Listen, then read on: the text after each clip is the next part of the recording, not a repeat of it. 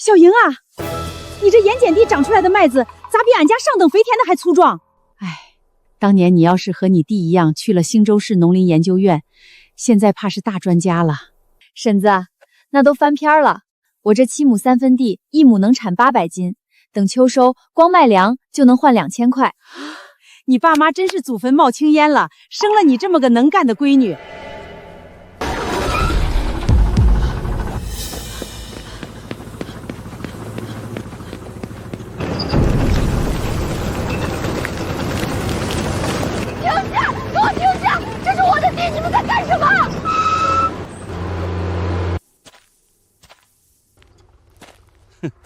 这块地已经签合同卖给我建猪圈了，白纸黑字，钱都付了。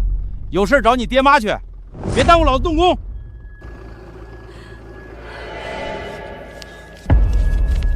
你们凭什么把我的地卖了？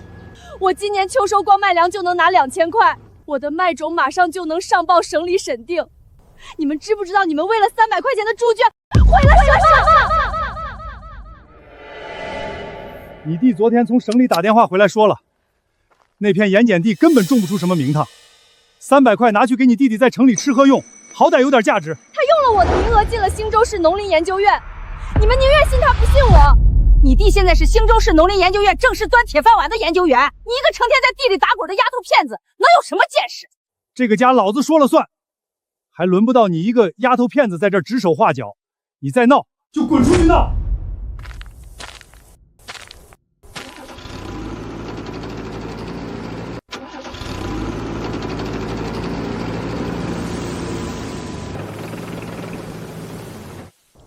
！300块，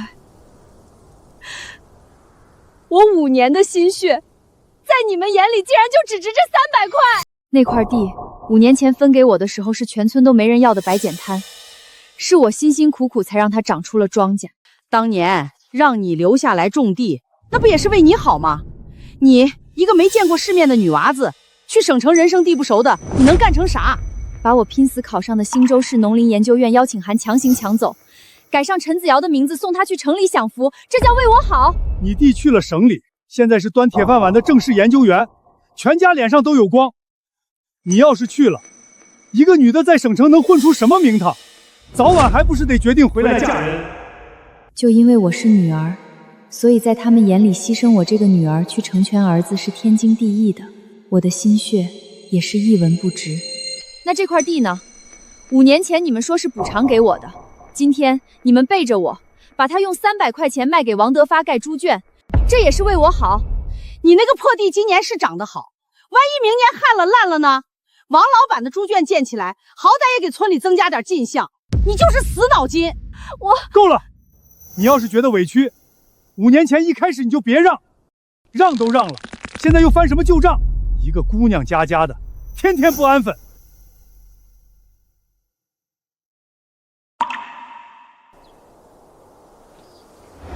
好，邀请函是我让的，我认。地你们卖了，我也认。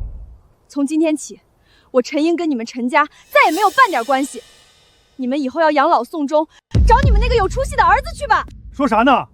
一个姑娘家领养家压根就不能活，有本事你走了就死在外面，别回来！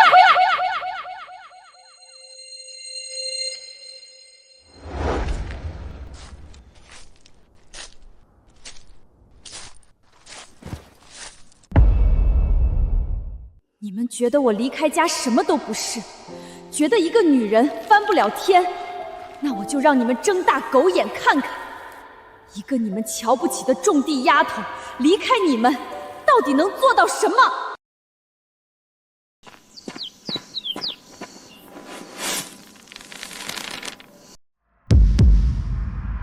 陈子耀，这上面的研究方向和数据，全是我笔记里的记录。陈家人竟然背着我偷走了我的笔记，将我5年的心血和成功供给陈子耀做前程。谁呀？哎呀妈呀，这一股子化肥掺着泥巴的馊味儿！姐，你怎么摸到这儿来了？进城要饭，要到我们家属院来了。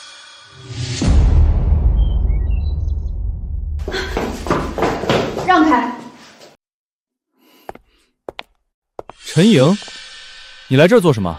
这是我熬了5年，记了4代选种数据的育种笔记，你们凭什么用它做申报材料？把它还给我！姐，你这话是什么意思？我们可是一家人，你的不就是我的？我家子耀在新州市农林研究院干了5年，天天跟大专家打交道。你那些破笔记也就是个参考，子耀自己有研究成果的好不好？自己研究的是吧？好，那我问你，你申报的耐盐碱麦种 F3代分离群体的得分标准界限是多少？你答呀，你一个字都答不上来，因为这些东西全在我的笔记里，你连看都看不懂，对吗？你够了！我在兴州市农林研究院熬了5年，我的旁听报告马上就要批下来了。你现在跑来要笔记，你想干什么？你想拆我的台，毁了我吗？我不稀罕拆你的台，我只要拿回原本就属于我的东西。拿什么拿？这些笔记现在是子瑶工作资料的一部分，是新州市农林研究院的机密。你知道子瑶评上优秀研究员意味着什么吗？涨工资、分房子，以后还能评高级正城。你现在来捣乱，是要断了我们一家的活路。姐，你就算拿走笔记又能怎样？你没学历，没单位，没任何人脉。你以为兴州市农林研究院那帮老专家会听一个村里种地的丫头巷子胡扯吗？行了，别在这儿发疯了。我们子瑶晚上还要请领导吃饭庆祝平邀呢。你这一身臭泥，别站在我家门口丢人现眼。一个种地的泥腿子还想要科研笔记，他拿回去能干嘛？给猪擦屁股吗？呸！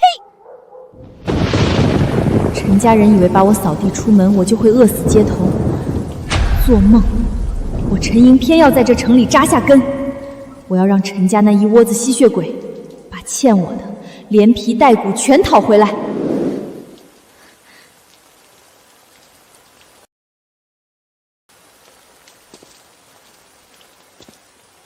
淋透了吧？拿着，别嫌弃，热乎的。快趁热吃，这鬼天气，这一车果子又得全烂手里。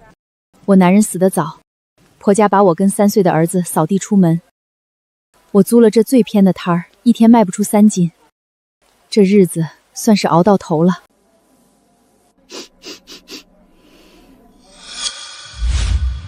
卖不出去跟天气无关，是你卖的方法不对。啥？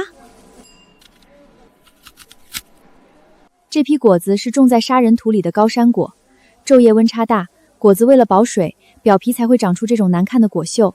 外行以为皮厚难吃，但其实它的糖分全憋在核里了。啊！切一刀，横着拦腰切。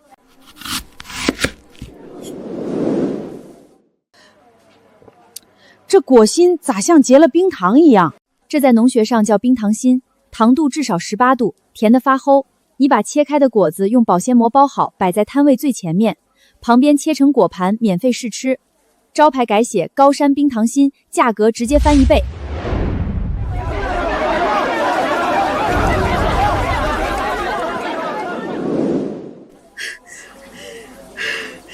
都卖完了，2个小时就把我平时3天都卖不掉的量全抢空了。陈莹整整赚了200块呢，你这脑子到底是咋长的？这才哪到哪儿，而且也是你进的果子底子好。不，你是我的大恩人，这钱我必须和你对半分。钱我就不要了，还得谢谢你这些天收留我。大方，这个县城里最大的农产品收购盘子在哪里？是县城后街的农产品集散点，全县几10个村的粮食、蔬菜、瓜果全是从那儿走的账。今儿刚好是月中大集，连省城的大收购都在那儿抢货呢。省城的收购商，苹果生意，你按照我说的继续做，够你们娘俩活命。我去后街集散点看看，兴许能趟出一条大路。不行，这摊子我今天不摆了，你走到哪儿，我就跟着你去哪儿。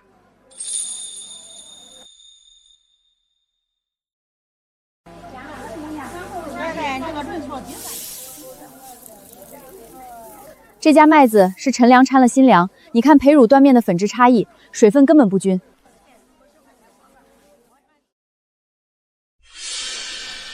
这筐苹果全打了催熟药，闻果蒂有一股子掩盖不住的刺鼻甜腻味儿，实则内心早就发黑了。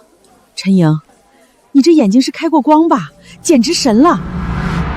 在地里蹲了6年，什么土种什么粮，什么作物看着水灵实际发虚，我早就摸透了。我必须得利用我的优势，彻底翻身。你睁大眼睛看看，帮叶发黄，菜心发虚。我们周总的标准是帮叶翠绿，菜心紧实，单颗绝对不能低于3斤。你这批烂菜叶子，我不收。误会呀，这都是我们全村老少爷们儿辛辛苦苦拉了10几里山路过来的，颗颗都是地里的好菜呀。万山农贸的规矩全县最严，这批货要是被退，这合作社今年算是全白干了。我也不是欺负你，但你好歹拿质量说话。这批货就是收不了，拉走吧。等等，这批菜不是品质不行，是你们收早了3到5天。你看这核心部叶片的包裹层数只有11层，标准冬储白菜必须在14层以上。这说明什么？说明采收的时候外叶根本没有完成向内的营养回流，叶球当然抱不紧。而且帮叶发黄是缺钾导致的早衰。这片地的土底肥偏氮不偏钾，你们施肥的时候是不是图省钱，只上了酵素没上草木灰？你咋知道的一清二楚？菜确实没达标，但不是质量坏了，是管理脱节。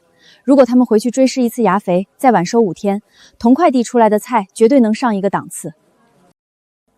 这批货你打8折收了，顺便给他们个教训，也给条活路。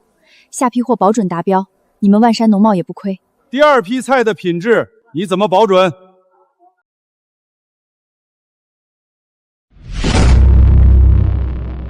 第2批菜的品质你怎么保准？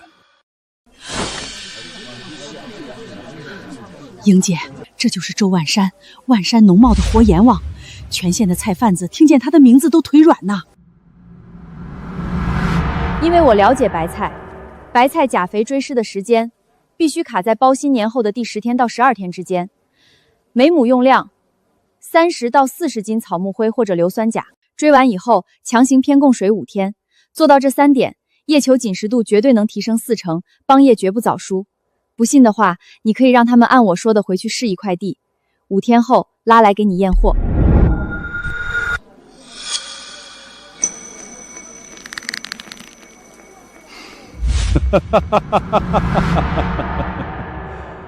这批货按他说的8折全收。谢谢你啊，小姑娘，都是我们一时鬼迷心窍了。今年收成不好，你这是拯救了我们全合作社的生计呀！顺手而已，若不是周总心善，我也帮不了你们。你这么懂盐碱地种植，难道是兴州市农林研究院的人？我就是一个种地的。好一个种地的！你帮我收到了一批白菜，我也不能没有表示。今晚7点，县招待所2楼，我请你吃饭，来不来？以周万山这个体量，能组起来的局绝对不简单。也许这是我笼络人脉的一个跳板。那就多谢周总相邀了，明日我一定准时到场。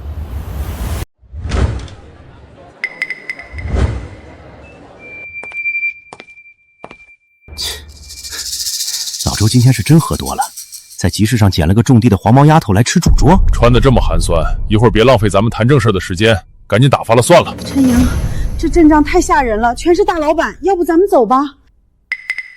各位老板，晚上好啊！自我介绍一下，我叫陈莹。各位有农业相关的合作，都可以考虑我。行了，先坐。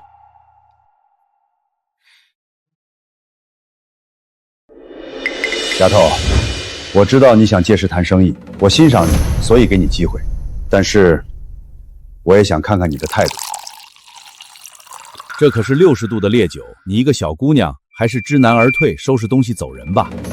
我在地里死磕了整整5年，从20岁就明白了一个道理，在这个世道里，怕是最没用的东西。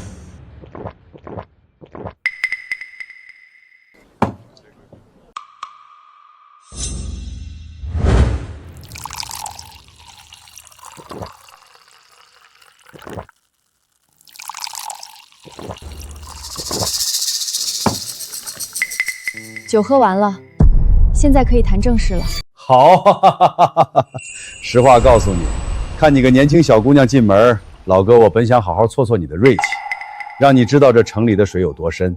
没想到啊，你这丫头是真有一身硬骨头，年少轻狂。好啊，有本事有底气的轻狂，那不叫轻狂，那叫资本。周总过奖了，初出茅庐不懂规矩，让各位老板见笑了。我这点胆子不过是仗着在泥地里死磕过几年，算不着什么资本。在各位长辈面前，陈莹还要多学习。不图一时口舌之快，是个做大事的苗子。不过我还是得考考你的真本事。你觉得今年全省的冬储菜行情到底会怎么走？今年下旱了整整40多天，秋播至少耽误了半个月，全省冬储白菜面积保守估计减少了20%。但是入冬以来气温异常偏高，涨势反而远超往年，供应量暴跌，单品质量却极高，所以今年的批发价至少暴涨30%，必须走精品路线才能吃到这波红利。那些还想靠烂菜叶子走量的，今年全得赔死。说得好，我敬你。既然你有这个指点乾坤的本事，我手里刚好有个大盘子，极其棘手。我要收进一个村子1整村的冬储大白菜，但那不是普通的菜。周总不妨直说。那个村子里的白菜，前几年不知道被哪个高人给暗中改良过，长出来的白菜甜度奇高，极其耐储。哪个村？陈家村。陈家村那个改良土壤的高人，不就是眼前这个被亲生父母为了300块钱扫地出门的陈莹吗？怎么，小陈，你认识这个村子？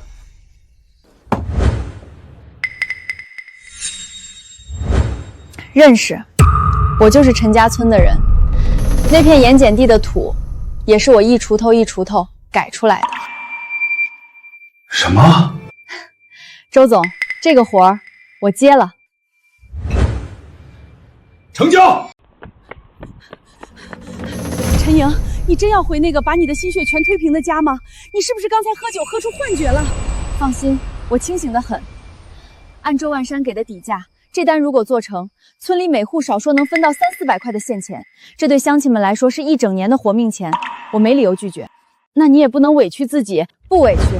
我这次手里攥着周万山的独家合同，背后靠着省城最大的盘子，我要让陈家人看看我陈莹的本事。可是周总派了2波那么精明的人都折进去了，你因为乡亲们闭塞，怕被外人骗，但我是吃那里的百家饭长大的，哪条土能走重车，谁家跟谁家沾亲带故，我摸得透透的。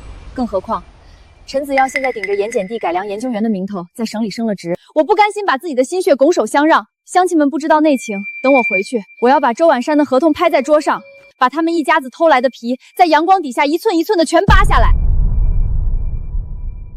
我先去给姑姑打个长途电话，摸清陈家人现在的底细。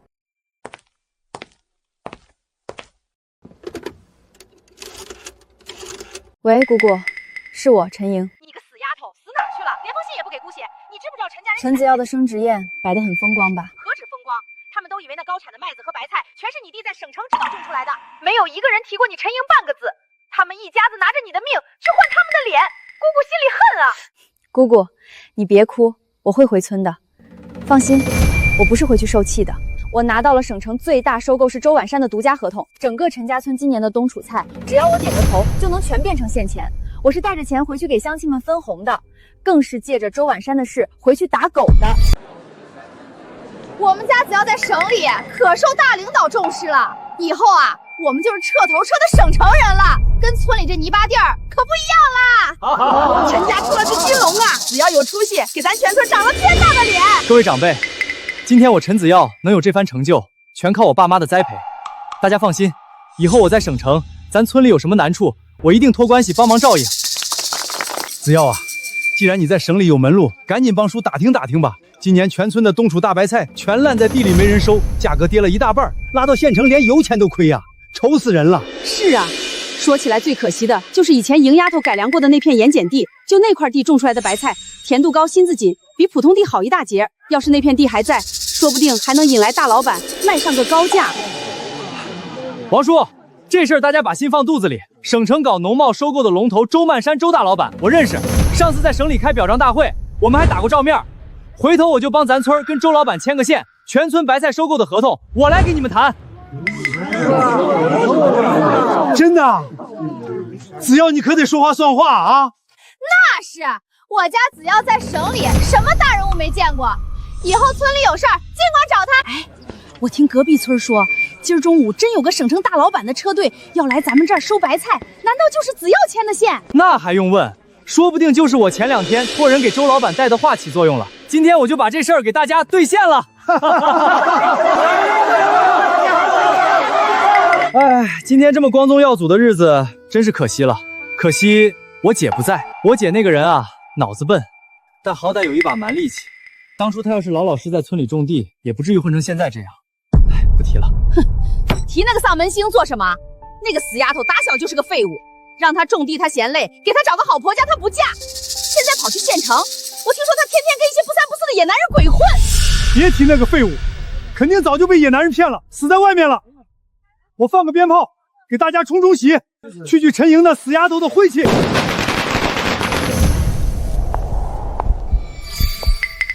谁说我死了？谁说我死了？看看你这副人不人鬼不鬼的穷酸样，这是在外面要不到饭，专门卡着点爬回来吃你弟弟的生殖宴了吧？你还嫌给老陈家丢的人不够多是不是？马上给我滚！别在这碍全村人的眼。姐，你在外面混了1年多，连件新衣裳都没混上啊！你今天该不会是故意穿成这样跑回来博同情的吧？我知道你心里不平衡，但你今天真没必要穿成这样跑来刷存在来祝贺我的吧？你看看你自己这副样子，再看看现在的我，你觉得你站在我的生殖宴上合适吗？陈子瑶到底是怎么评上研究员的？你们陈家人自己最清楚。姐，你胡说八道些什么？你就是看我过得比你好，眼红。你弟现在可是兴州市农林研究院的大人物，马上就要帮全村人拿到周老板的白菜收购合同，带着全村人发大财。你呢？除了丢人现眼还能干什么？是啊，咱们村的白菜还得看我们子耀的门路，你有什么资格质疑我家子耀？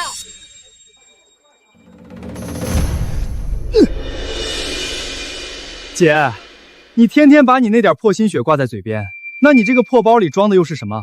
在外面捡来的破烂垃圾吗？该不会是把在外面要饭的破烂家装全背回来，打算赖在家里不走了吧？是不是垃圾？你们自己看看不就知道了。还在装？你是不是以为塞几块破砖头，把包撑鼓了，就能跑回来装大老板唬人？那我今天就当着大家伙的面，把这堆破烂全倒出来。哈哈哈哈！我当是什么呢？一件破衣服、烂裤子，这就是我们家大姐在外面混了1整年的全部家当。姐，你在外面1年多就攒了这2件破烂，我都替你寒碜得慌。我说什么来着？一个姑娘家离了家，那就是要饭的命。穿着这副鬼样子，卡着点跑回来搅和他亲弟弟的生殖宴，你这就是黑了心肠，存心见不得我们陈家好。现在就给我滚出去，别在这丢人现眼。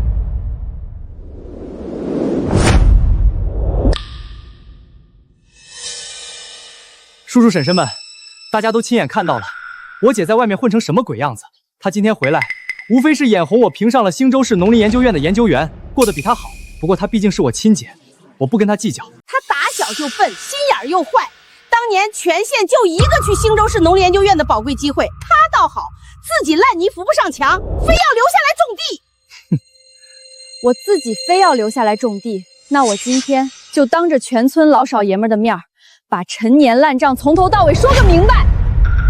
你闭嘴！5年前，兴州市农林研究院的录取邀请函寄到陈家村，上面清清楚楚写着的是我陈莹的名字，是我亲生父母合伙把我关在柴房里，让他陈子耀顶替我去兴州市农林研究院。我熬了5年种出的盐碱地，被你们300块卖了建猪圈给儿子挥霍，而你陈子耀在省里平庸的选育数据，哪一个字不是抄我的笔记？我给你们当了5年血包，今天我不忍了。难怪啊，我就说当年莹丫头理科全县第1，咋不是她去的研究院呢？老陈家这干的是人事吗？也太缺德了！住口！你是个当姐姐的，亲弟弟出息就是你这辈子最大的福分。现在子耀光宗耀祖了，你跑回来当着全村的面泼脏水，我陈家绝不认你这种六亲不认的白眼狼。大家别听这个疯丫头泼脏水，她在外面混了1年，脑子坏掉了。你们还真信啊？她一个跟野男人在外头鬼混了1年的疯婆子，跑回来造谣生事儿。没错姐，你就是再嫉妒我，也不能随处造谣吧？乡亲们，陈年旧事毫无对证，但眼前的事实是，咱们全村的冬储白菜现在正烂在泥地里，没人要。也是啊，这空口无凭的，咱还是别瞎掺和了，免得得罪了子耀，断了咱自己的财路。我无偿贡献心血，帮助了5年的乡亲们，到头来也不过是被利益驱使的墙头草而已。没错，我儿子可是受到省城农贸巨头周万山周总的青睐。你们是信他一个一无所有的种地丫头，还是信我儿子这个能救你们全村命的省城大专家？姐，你想翻天，你也得看看自己有没有那个本钱。我的本钱可是专门为你们这些白眼狼准备的。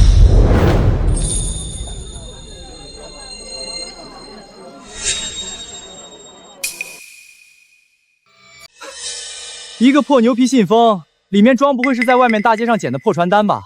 拿出来糊弄谁呢？该不会是欠条吧？在外面欠了一屁股高利贷，走投无路了，拿张破欠条跑回来找弟弟替你还钱？又是破烂儿。他那个散发着霉味的破包里，除了破烂还能有什么？行了，别跟他在这耗了，他今天就是存心来搅局的。你弟光宗耀祖的升职宴你搅了，还想搅断全村人活命的机会吗？可不是嘛，姐，你这破包走南闯北的，谁知道沾了什么脏东西？万一身上带了什么传染的病毒，你死在外面就算了，可别跑回来连累大家伙儿。对，这个脏包，还有他手里拿出来的这些破烂纸，不如一把火烧了个干净，免得沾了晦气，祸害咱们全村人。我劝你们想清楚，这东西要是烧了，最后悔的人可不是我。你敢威胁你亲妈？好，老娘今天就让你看看到底是谁后悔！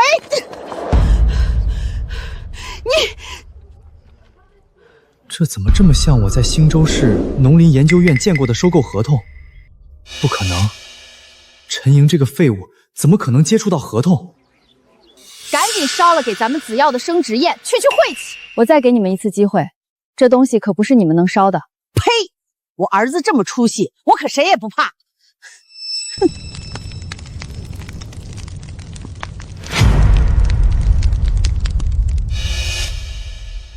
陈莹的反应怎么这么反常？就一个破信封，烧它就是拿一叠废纸回来唬人的，真当全村人都是傻子啊！姐，你还有什么见不得人的把戏，一并使出来吧。要是没有，就赶紧滚一边去，别在这挡道了。今天是我的主场。就是，你下次要是再想装大老板，好歹找个厚实点的信封，往里面多塞2张旧报纸，行不行？好歹烧起来火光也能大点啊！烧得好，烧得太好了，大家都记牢了。今天把这村里唯一一条活路烧成灰的，是他们陈家人。陈莹的反应怎么这么反常？难道我们烧的真的是什么重要的合同？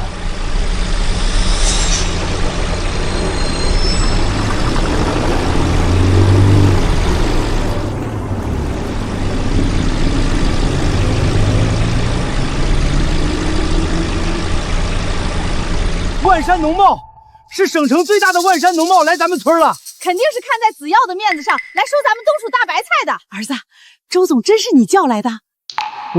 看来你面子很大啊。周万山的人竟然真的来了，但我也就科研会上见过一次周万山。难道是我被评上优秀青年研究员的消息传出去了？周老板觉得我是个人才，专门派车队来拉拢我，绝对是这样。我也是随便提了一嘴，没想到周总就这么大动干戈的。我说什么来着？我老陈家今天算是彻底光宗耀祖了。姐，你手里那个破信封烧了连个响都听不见，而我们家子耀呢，只需要一个电话就能把省城的大老板连人带车叫到这穷乡僻壤来，你拿什么跟我们比？现在你们有多得意，等知道真相的时候，就有多后悔。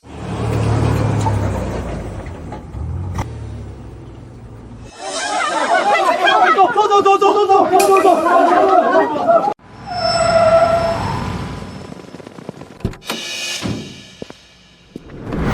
辛苦了，我是陈子耀，兴州市农林研究院的研究员。周总派你来之前，肯定跟你提过我吧？陈家人还真是蠢，只要让他们继续自以为是下去，很快就能把自己作死了。就是可惜了周总的合作。叔叔婶婶们，周老板的车到了，大家别愣着了，赶紧把白菜拉过来装车，我亲自帮大家对接。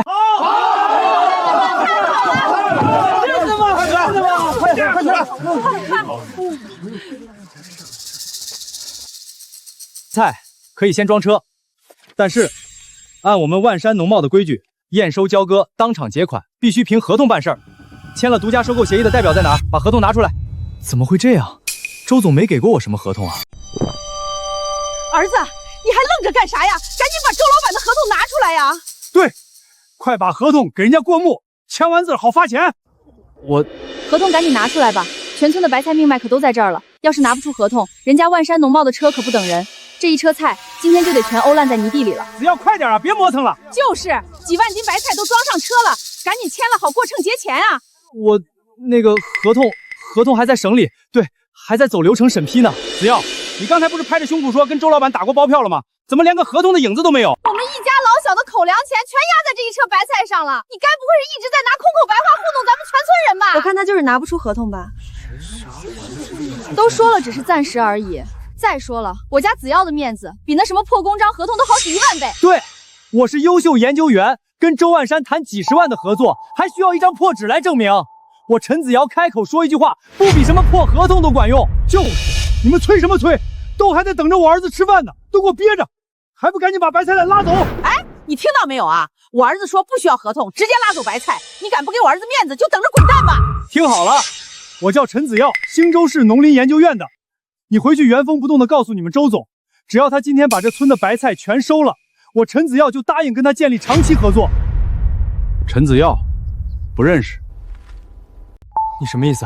你不认识我？我可是……这位先生，我不管你是哪个院的，也不管你有多大排场，我们万山农贸做生意，只认白纸黑字的独家合同，没有合同，这车菜我一颗都不收。呸！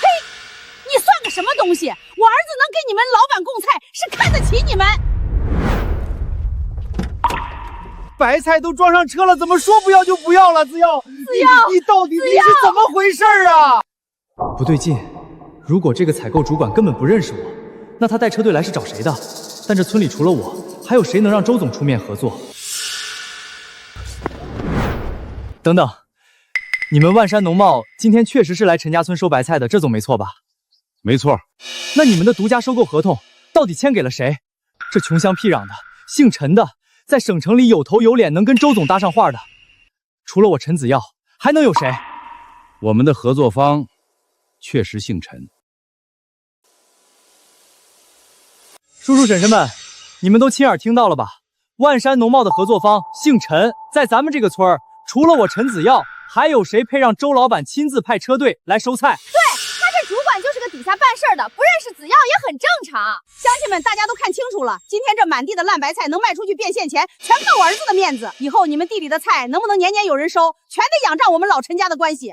陈婶子，你有话就直说吧。所以啊，今天这个事儿，大家伙儿是不是得表示表示啊？对呀，我儿子在省城替你们跑前跑后，搭人情欠人情的，总不能让我们老陈家白忙活吧？每家出100块钱辛苦费，不过分吧？每家出100块钱辛苦费，不过分吧？100块，老陈，我家4亩地的白菜全卖了，满打满算也就挣个几百块钱，你这一张嘴就要抽走100，嫌多？那行啊，我马上让子耀跟周老板打个招呼，你老王家的白菜我们不收了，你自己拉回家沤肥去吧。这是造了什么孽呀？白菜还没过畅呢，先被这吸血鬼一家子生生刮去一层皮。叔叔婶婶们别小气啊，今天讨好我就是讨好周总，大家破点小财，以后年年有人收白菜，这笔账多划算啊，不好吗？来，交了辛苦费的白菜才能上车啊，动作快点。还是儿子好啊，你看养个有出息的儿子，全村人都得供着。闺女有什么用？就像是泼出去的水，一分也带不回来。当年送儿子去省城就是对的，一个闺女能顶什么事儿？关键时刻还得靠儿子。这就是你们一家子费尽心思偷别人前途培养出来的好儿子。白菜还没过畅呢，倒先从乡亲们的兜里抢起钱来了。你闭嘴！不过，我劝你们别得意得太早。人家刘主管只说合作方姓陈，可没说是哪个陈。这世上多的是此陈，非彼陈。陈莹怎么知道万山商贸的采购员姓刘？你还在这儿酸呢？这村里姓陈的，在省里有头有脸的，除了子耀还能是谁？难道是你这个要饭的吗？既然事情闹到这个地步，我也不陪你们浪费时间了。刘大哥，万山农贸的名头绝不能被有心之人玷污。你以为你算个什么东西？敢指挥万山商贸的采购位？我知道了，陈总。什么？你叫这个废物什么？当然是陈总。另外，陈总是我们周总的特约合作方，你最好放尊重点。不可能，他怎么可能会是周总的合作人？陈莹竟然才是和周总合作的那个陈总。胡说八道，假的，全都是假的，这绝对是他花钱从县城雇来演戏的骗子。他一个被扫地出门，在外面要饭的穷酸丫头，怎么可能认识周老板？肯定是因为嫉妒子耀，故意串通好了来搅局的。一个连工作牌都没带的司机，压根就不可信。没错，假的，你根本就不是万山农贸的主管，你们俩就是一伙的骗子，想在全村人面前演戏杀我的威风。那你们倒是解释解释，万山农贸这辆10吨级的重型敞篷大卡车跑到这穷乡僻壤来，就为了配合我演一出戏？那你有合同吗？你说是来收菜的，你把白纸黑字的独家合同拿出来给大家看看啊！拿不出来，你就是个骗子。是啊，只要能拿出万山商贸的合同，就能证明一切了。合同我当然有，只不过就在刚才被你们一家子亲手烧成了灰。你是说那个信包装的就是周老板的独家合同？老妖婆，你烧的哪里是信封？你烧的是全村人活命的钱啊！今天绝不能认，如果认了，不仅得罪了周万山，还要被全村人生吞活剥。反正合同已经烧成了灰，死无对证。只要我咬死不承认，谁也证明不了那是真合同。姐，你在外面要了1年饭，编故事本事倒是见长啊！谁见过那个破信封里装的是什么？你说是周老板的合同，他就是合同了。我还说那是一沓废纸呢。就是，他要是真有周老板的独家合同，刚才怎么不得大大方方的掏出来给大家看？死死藏着掖着，不就是因为心里有鬼，怕被大家当场拆穿吗？你们别听那个疯子挑拨离间，只要今天的事儿平息了，以后大家的白菜，我陈子耀保证优先向省里推荐。是，大家放100个心。我们家子耀现在可是省里挂了号的人，有什么事儿是他办不成的？乡亲们，刚才都是误会，是我这个当妈的心太急了。这些钱我老陈家1分不留，全推给大家。以后全村白菜销路的事儿全包在我儿子身上，绝不收大家1分钱的好处费。人家老陈家把钱都退了，还给咱们找渠道。也是，子耀在省里混，而莹丫头毕竟是个空口无凭的要饭丫头。算了，还是跟着子耀稳当。被收保护费了，还热脸贴冷屁股呢。叔叔婶婶们，他陈莹今天要是不滚，以后肯定还会隔3差5跑回来闹事儿。到时候万山农贸的人打听说咱们陈家村有个疯婆子天天搅局，你们觉得人家省城的大老板还敢来咱们村收菜吗？对，把他赶出去，他留在这里就是断全村人的财路，他就是个祸害。姐，你自己走体面点呢，还是让全村人动手帮你走？不走是吧？大家动手！你们敢！周总，陈家村出事了，陈总回村谈收购，他那个亲弟弟陈子耀竟然冒充咱们的合作方，当众打着您的旗号招摇撞骗，还逼全村人交辛苦费。陈总刚拿出合同，就被他亲妈当着全村人的面抢过去，一把火烧成了灰。现在陈家人死不认账，倒打一耙，正煽动全村村民要把陈总强行赶出村子。刘主管估计护不住，局面快失控了。老乡，我让你查的事情怎么样了？周总，那个带头闹事的陈子耀，就是调查资料里当年顶替了陈总名额，偷走他人生的那个亲弟弟。陈总今日回陈家村，估计不会善了的。好啊，这个小丫头是借我势去了。从17岁起就被自己的亲生父母当成亲弟弟的垫脚石，连这种在泥潭里被反复碾碎，还能靠自己咬着牙重新站起来的女人，是一头真正的孤狼。不错，有能力也有魄力，这样的人必须结交。现在他孤立无援的时候，正适合我周万山雪中送炭。多叫几个人备车，去陈家村。暂且不论我的身份，刘主管可是万山商贸的人，你们确定要动手吗？你们怕什么？那个什么刘主管肯定也是他找来的托，全村人都看着呢。出事了，大家一起扛，把他给我轰出村子！放开我！把他连人带包给我拖到村口去，让他从哪儿要饭来的，滚回哪里去！终于结束了，只要今天把这个疯子彻底赶出村子，合同烧毁的事儿就死无对证。我陈子耀依然是这个村里的天。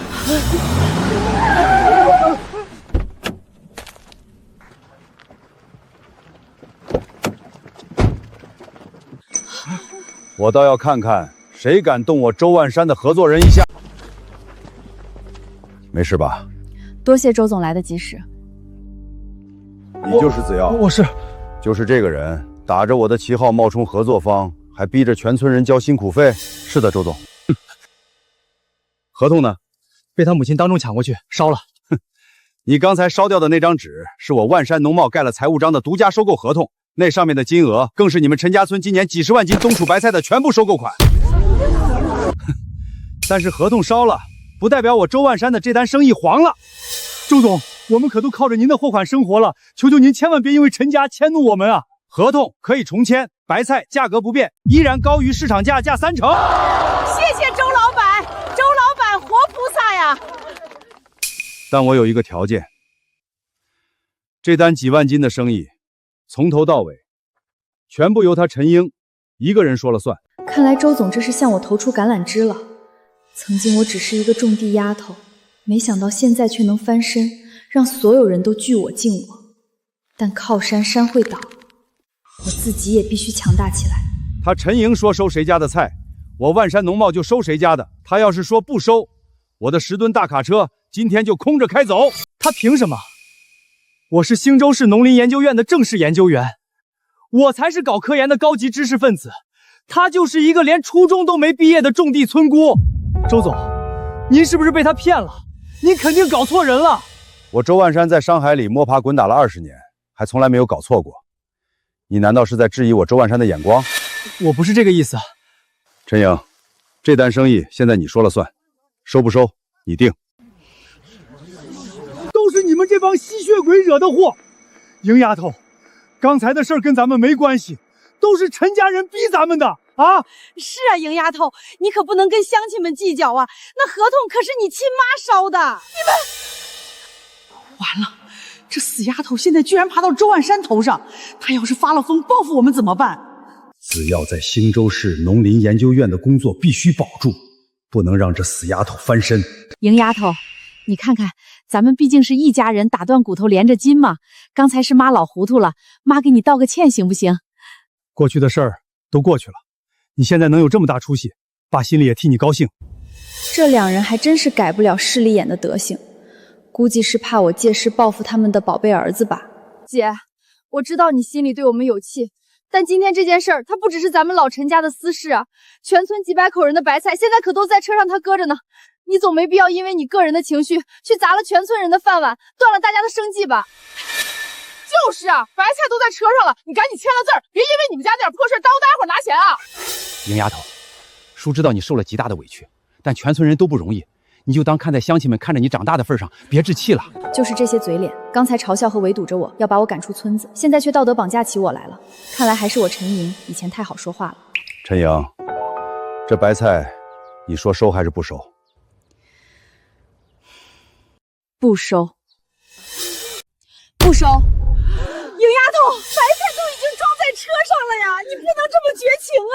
为什么不收？大家可都那样求你了。车上这些白菜有一大半是我当年帮着乡们改良过盐碱土，在地里手把手教着种出来的。我对这些菜有感情，但是今天从我踏进村口，被污蔑、被欺的时候，没一个人为我说过哪怕一句话。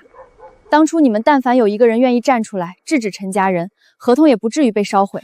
是你们的冷漠烧毁了你们自己的活路。周总，白菜确实是不错的白菜，但今天这个场合，恕我收不了。有魄力，看得清形势，也下得下狠手，是个成大事的苗子。完了，白菜真的卖不出去了，那全村人的怒火，岂不是都会施加在我身上？莹丫头，你不能这么绝呀！你把事情闹这么大，你弟在兴州市农林研究院的饭碗就彻底砸了。你已经攀上周总了，当姐姐的不能这么计较。姐，我们以前是不懂事，以后一定改。你就当看在全家人的份上，原谅我们这一次吧。一家人，你们什么时候把我当过人？我们走吧，周总。等等，你不能走！陈莹，你个小畜生！点良心！你现在是翅膀硬了是不是？我们生你养你，就算有对不住你的地方，但你也不能攀上高枝，骑爹骑马往死里逼。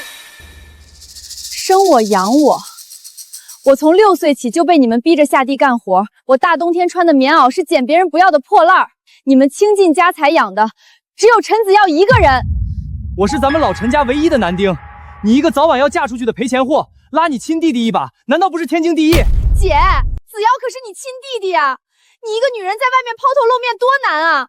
以后遇到事儿，不还得靠着亲弟弟给你撑场面吗？靠他一个连化肥酸碱度都分不清的废物，还是靠他那个全抄我笔记、偷我邀请函骗来的假研究员头衔？我怕他哪天东窗事发进去踩缝纫机的时候，我还得嫌他丢我的人。陈莹，你别太把自己当回事儿了。你以为你爬上周万山的高枝，你就能野鸡变凤凰，彻底翻身了？你不就是会爬床吗？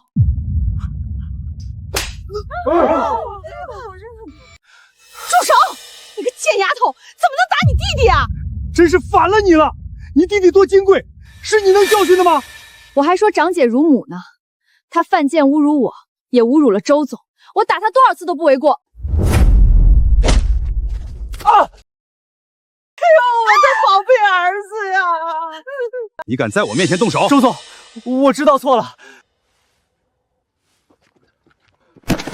陈子耀，5年前你偷走了我的邀请函，这5年来你拿着我的实验笔记、我的选育数据，顶着我的名字，在新州市农林研究院混吃等死，甚至你今天在全村人面前摆的这桌大张旗鼓的升职宴，全都是吸着我的血换来的。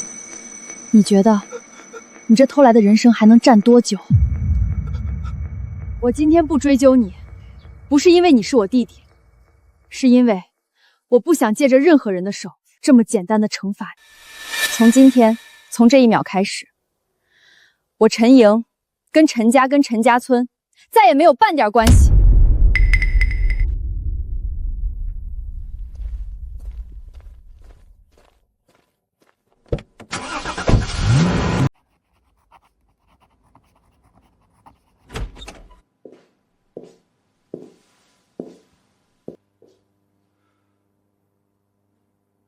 老周，你可算回来了！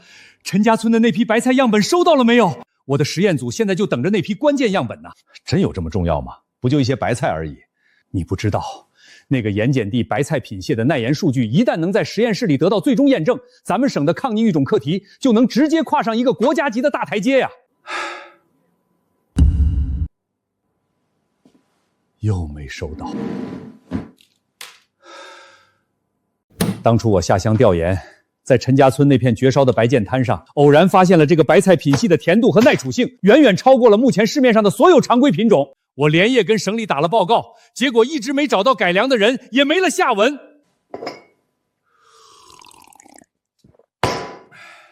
农科所最新的表彰里，不就有个研究盐碱地的研究员吗？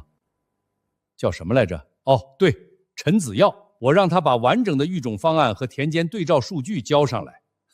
结果那个小伙子，跟你说句交底的实话，老周，我亲自拉着他谈了3次话，他简直就是个一问3不知的草包，和他笔记里的逻辑框架完全就不像一个人。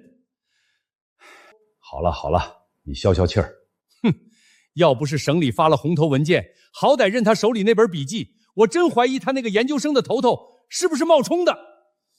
老宋，这批白菜我今天确实没给你收回来，但是我今天给你带来了一个人，这个人我保证你绝对想见。这我可就是来兴致了。谁呀？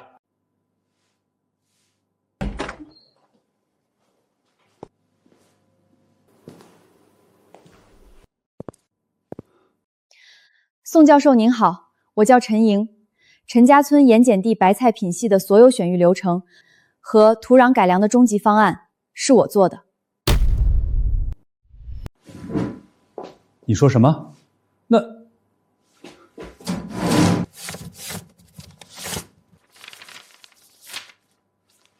你说是你改良的？好，那你看看这份笔记，到底是按照什么逻辑设定的？ F3代的淘汰标准是植株绝对含水量不低于75%，体内脯氨酸的积累量必须达到电解质渗漏率的3倍以上，同时根系干重不能低于正常对教组的80%。全对，一字不差。另外，宋教授，您手边这份报告的第7页第3行有一个极其低级的错误，那一行的脯氨酸含量上面写的是4.2，但实际上我原始笔记本上的记录是4.7，那是陈子耀在连夜抄袭我的笔记时眼瞎抄错了。怪不得陈子耀他一问3不知，原来全是假的，简直是荒天下之大谬！一个不学无术的贼，竟然堂而皇之的在我们兴州市农林研究院混了5年，这是明目张胆的学术造假！老周，这件事我今天必须上报院领导，必须立刻取消他的一切职称和岗位。宋教授，先别急着举报。为什么？这种学术蛀虫，留他一天都是对科研的侮辱。举报了他受的那点不痛不痒的处分，抵得上我被他偷走的那整整5年的命吗？直接开除，太便宜他了。我要让他彻底后悔，一辈子都成为过街老鼠。你们要干什么？我警告你们，千万别动手啊！卖不掉了，种了这么久的白菜，全都得烂在手里。你们陈家赔我血汗钱！哎呦，老天爷呀！我们一家老小这1年的指望啊，全被你们这窝子丧尽天良的畜生给害死了呀！你们陈家今天必须给全村人一个说法！别打，都是误会！你们去省城找陈莹，他那么有本事，他肯定能把白菜收走的。你还有脸说？要不是你教唆，我们的白菜早就被收走了。就是，今天不给个说法，咱们可是几十年的老邻居，一个村住着呀。你们真要下死手吗？有话好好说。那白菜的损失，我们老陈家慢慢砸锅卖铁赔给你们，行不行？呸！拿你们一家4口的狗命来赔吧！大家冷静，冷静一下。白菜的事儿，我来想办法。周木山不要，我可以走我们院里的内部渠道，帮大家联系新销路。是啊，乡亲们，子瑶在院里认识的都是大领导，处理这点白菜就是一句话的小事儿，大家千万别事情做绝了啊！陈子耀，你要是再敢放一句空话糊弄我们，全村人绝不手软。活活扒了你们一家4口的皮！陈莹，这次算我被摆一道，只要我还在研究院1天，这事儿就没完。所里比我学术支持，肯定是陈瑶让周万山运作的。陈莹一个村姑，现在他以为自己翻了身就能把我踩在泥底下了，他算个什么东西？子瑶，你现在最大的致命伤根本不是陈莹攀上了些谁，而是你在院里的成绩。你交上去的那些数据，全是从他那本破笔记上抄来的。现在周曼山带着他去了省城，如果他真的跟宋教授那种学界泰斗搭上了线，以他脑子里的东西，迟早会做出比你那份假报告更完善的东西。到时候真假报告放在一起一对比，调查组一介入，你就彻底全完了。不行，我不能失去科研员的身份，让我回来种地，我完全无法接受。所以你绝对不能坐以待毙。你在兴州市农林研究院这几年，也不是光混日子的。赵副社长那边，你不是一直在替他跑腿走动吗？对呀，赵副社长跟一门心思搞学术的宋教授向来不对付，两人在院里是出了名的死对头。赵副社长手里捏着的可是全省农产品质量检测和市场准入的生杀大权。可是周万山在省城势力那么大，赵副社长敢动他保的人吗？再说陈莹现在连咱们村的白菜都不收了，他自己一个人捣鼓那点破菜，能翻起多大浪？你是不是傻？周万山生意做得再大，那也是个商人。万山农贸的货想流通，能绕得开兴州市农林研究院的质检公章吗？只要你让赵副提议出面，从源头上卡住这批新农产品的安全准入，到时候不管陈莹做得再好，也随时会被逐利的周万山抛弃。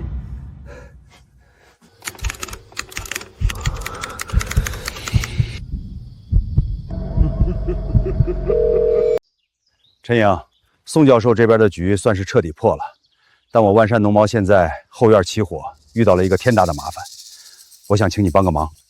周总说的什么话？您帮我这么多，我本来就该还您人情的。您说，县城最大的那个楚东恒温仓库，几十吨的货出了大问题，白菜发软，萝卜空心儿，各方都查不出原因。库管和供货商已经吵翻天了，谁也找不出原因。照这个速度烂下去，我起码得血亏10几万。宋教授实在抽不出空，单论种店和看菜，你是绝顶的行家，能不能跟我去一趟仓库，替我把把脉？这事儿不能耽误，上车吧。哎，周总，你可算来了！今年这到底是怎么回事？咱们起码得血亏多少啊？刘主管、周老板，咱们可是签了协议的，我们的菜拉进你们仓库大门的时候，那可是水灵灵，挑不出一点毛病的。现在全烂了，那是你们仓库自己储存不当，这锅我们可不背。放屁！我们完全是按标准流程操作的，该撒石灰防潮我们撒了，该开通风口我们通了，跟往年一模一样。就是今年这贼老天碰上了暖冬，这损耗率才压不住的。陈莹，你过去看看。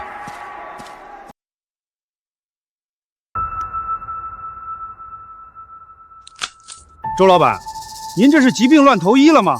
这哪来的乡下黄毛丫头在这乱翻？这里面压着的可是我们几十万的货，弄坏了他赔得起吗？就是啊，周总，我管了15年的恒温仓库，什么专家没见过？他这打扮能懂什么是工业化储存？添乱还差不多。小丫头片子，你不在家绣花，跑这几十吨的大库房里装什么大尾巴狼？赶紧出去！难怪你们今天会赔，你们的保鲜方式太过时了。怎么可能？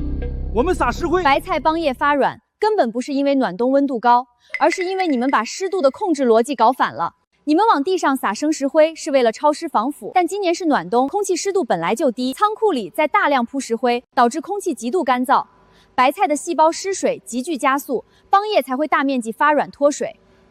把石灰全撤了，地面改铺湿沙，保持相对湿度在85%到90%之间。湿沙？那高湿环境下，白菜不会烂得更快吗？白菜在低温高湿的物理环境下，其自身的呼吸作用反而会被强行抑制，失水才是你们目前最大的损耗源，而不是腐烂。一会儿我就让人撤了，看看效果。那萝卜呢？是什么问题？萝卜空心是因为你们码垛太密，导致气流和通风极度不均匀。解决办法很简单，把现有的平铺码垛全部改成品字形交错排列。以往我们只追求仓库的利用率，根本没考虑过通风。你怎么会懂这么多？和土地打交道的，自然就懂了。周老板，你这是从哪座深山老林里挖出来这么个神仙丫头？我干了整整20年的蔬菜批发，他刚才说的那些门道，比我花重金请过的农大教授都在行啊！周总，奇迹，简直是奇迹啊！照这个存活率发往省城，今年冬储菜这条线不仅不亏，还能比往年多赚将近20万啊！陈专家，陈大师，您去我那儿当个技术顾问吧，我给您开这个数的高薪。抢什么抢？陈小姐，去我那儿，我给您股份。哎，走。这批眼看要烂的死货，你这几句话帮我硬生生挽回了2万的死账。按规矩抽1成，这里是2000块的知识现金咨询费。周总，这太多了，我不能收着。你陈莹做的每一件事儿都会值更多的钱，但前提是你别拿自己的真本事不当回事儿。多谢周总，这本就是我为了回报您做的，没想到还让您破费了。我可不想和你这种人才算得太清楚啊，不如你留在我这儿吧。万山农贸的品控总监的位置我给你留着，按照万山商贸的体量，底薪加分红，够你衣食无忧一辈子了。谢谢周总，但我这人散漫惯了，想自己折腾点属于自己的小买卖，更何况我还有个同甘共苦的合伙人在菜市场等着我呢，我可不能抛下他。好，我不强求，以后在县城做买卖，遇到任何麻烦，随时来找我周望山。一定。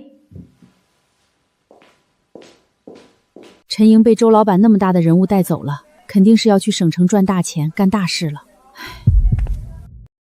发什么愣呢？陈莹，你回来了，我还以为你不要我了。我怎么舍得丢下你这么好的独家合伙人啊？合伙人？啥合伙人？难道你要带我做生意了？好，莹姐，你说咱们接下来怎么干？把这些果子全清了，不卖了。从明天起，咱们卖药膳蔬菜包。啥包？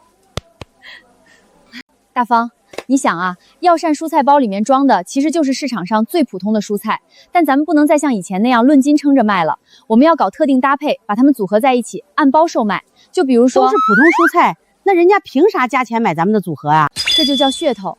同样的白菜、萝卜、青菜，单独堆在一起，那就是烂大街的便宜货。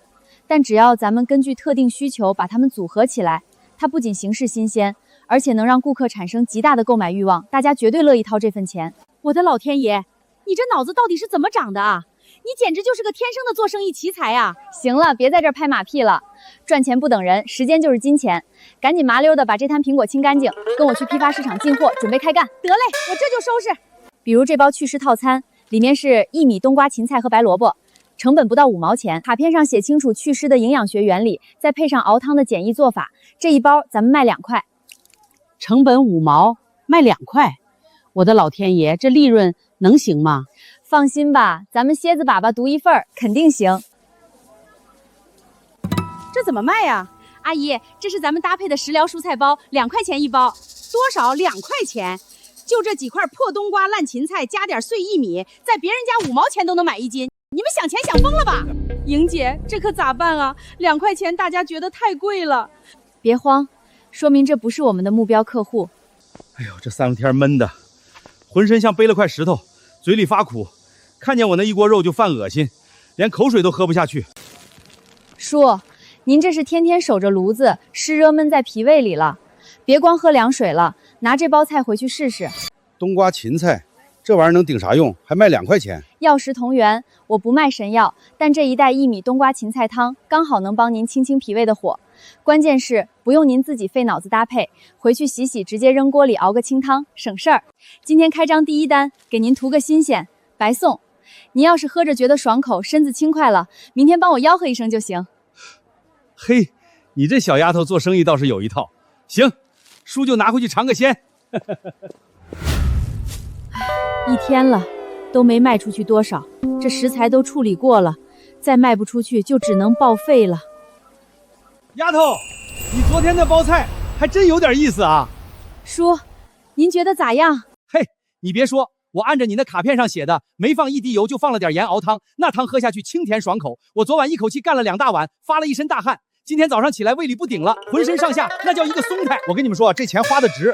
关键是人家这菜洗得干干净净，搭配的讲究，那卡片上连切几块、煮几分钟都写得明明白白，买回去根本不用过脑子，直接下锅。2块钱买个营养配方，看着就干净高级。丫头，给我来一包这个暖胃的，我也吃个新鲜。我也来一包，我也要。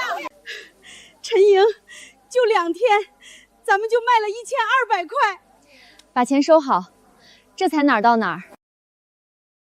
接到实名举报，你们摊位销售的所谓药膳蔬菜套餐，该批次蔬菜未经任何检测机构农产品质量安全检测，属于非法私自上市销售，现依法对你们的摊位进行全面查封处理，所有涉案货物所得赃款一律就地暂扣。查封，暂扣。我们卖的就是普普通通的白菜萝卜啊，怎么就成赃款了？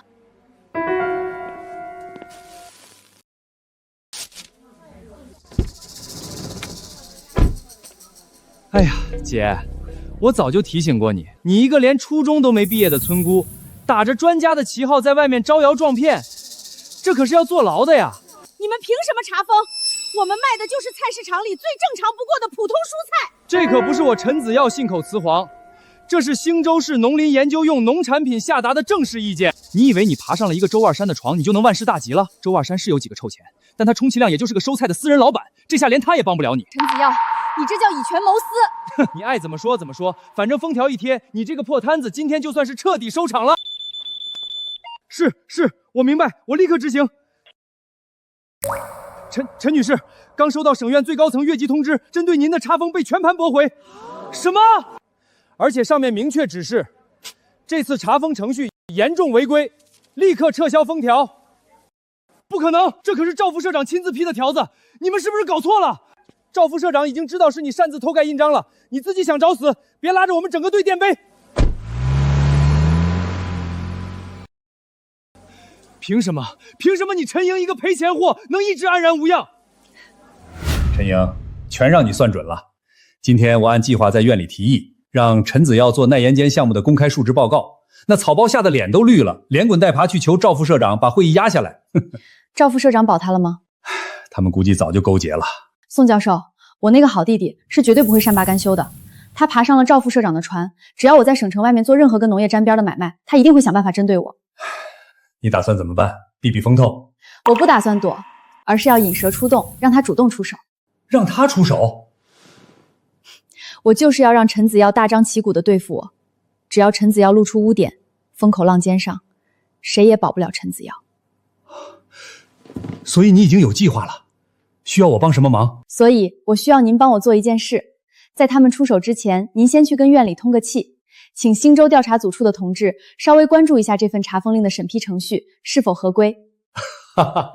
这一切全是你夏涛故意的，你一个村姑居然敢跟院里的人勾结起来搞我！勾结？我勾结谁了？我只是一个在菜市场里起早贪黑卖菜的平头老百姓。倒是你陈子耀，用你那个装满草包的脑子想一想，有人看到这份如此荒谬、如此明显的查封令，他们会怎么想？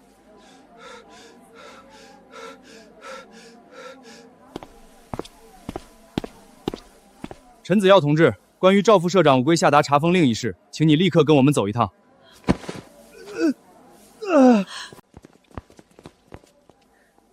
陈子耀，这只是开始。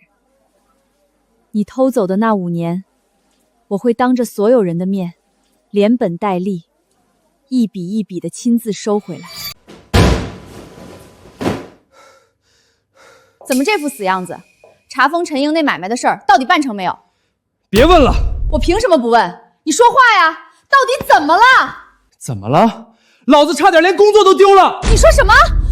查封令被星邮调查处当场驳回，他们把我叫去训话，警告我这是利用职务干扰市场经营，连赵副社长都让人传话，叫我最近离他远点，别把火烧到他头上。你一个新征市农林研究院的研究员，连个村姑都收拾不了，你是不是废物啊？我有什么办法？陈莹那个贱人提前布了局，找宋教授通了星州调查组出的气，我一出手就被他们都死了。这个成事不足败事有余的废物，连个女人都收拾不了，看来我得提前为自己的以后做打算了。行了行了，我也不是怪你，我这不是替你着急吗？事已至此，发火有什么用？现在最重要的是不能丢了这份工作。你安分几天，等赵副征长气消了，再去塞点好处啊。喂，是我。对，好，我知道了。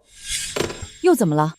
院里的紧急通知，下个月要开年度学术成果汇报答辩会，所有评过优的人必须上台，当着全院专家的面汇报近期的研究进展。答辩结果直接跟岗位挂钩。那你上台讲什么？完了，全完了。一旦上台，他们只要随便抽查，我就彻底原形毕露了。不仅要被开除公职，我甚至会被全行业封杀，我会变成整个省城最大的笑话。继续抄啊，陈英留下的笔记还剩不少内容呢。不行，我不敢去。子耀，这个答辩你必须过，不仅是为了保住工作，更是为了我们。我怀了1个多月了。怀了？可我这答辩要是搞砸了，专家们一问，我全得露馅啊，到时候开除我。你要是没了这份工作，我的孩子怎么办？大不了就拼一把，只要我抢先发表，陈颖也没办法说什么。这是星州市农林研究院年度学术成果报告通知，下面附着一份评审委员名单。你的计划第1步已经完美落地了。今年的答辩评审团一共有5个人，固定的内部席位有3个，我占1席，赵副社长手下的人占了2席。如果按照往年的老规矩，赵老皮肤那边2票对我1票，他想在台上保谁就能保谁。但今年规矩变了，多谢宋教授帮我斡旋。还得是你前几天在菜市场那一手引蛇出洞太绝了。虽然暂时没有下正式处分，但为了避嫌，在今年的答辩里破例的增设了2个外部合作评审的席位。不出所料的话，这2个外部席位会由深度合作方推荐专业人士担任，而且手里捏着极高的打分权重吧？正是如此。老周是我们院多年的资深合作方，他直接向院里强力推荐了你为盐碱地作物改良方向的独立专家，进入外部评审团。正好你提供的方向很有科研含量，全票通过。这世道还是得靠实力，可惜你被蒙尘的5年啊。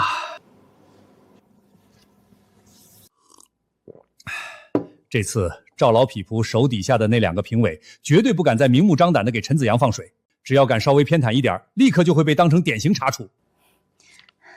宋教授，还是得谢谢您和周总。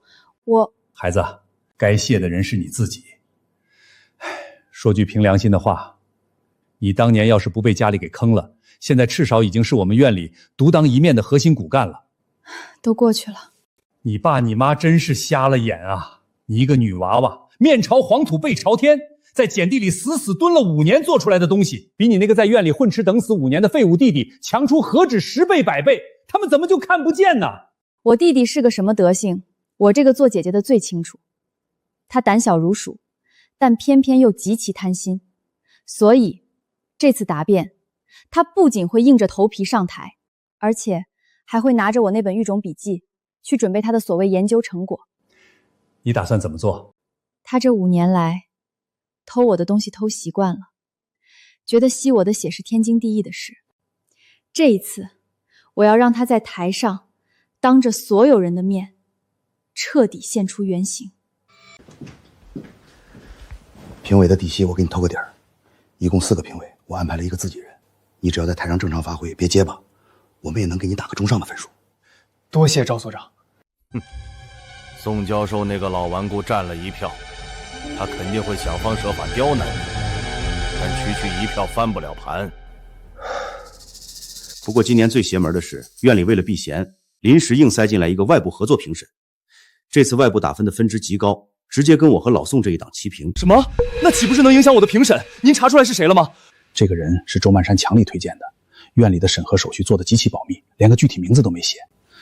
放心，估计是周曼山手底下高薪聘请的技术顾问吧。只要你上台别出大错，我保你过关。别紧张，你那份报告稿子背熟了吗？您放心，我都准备好了。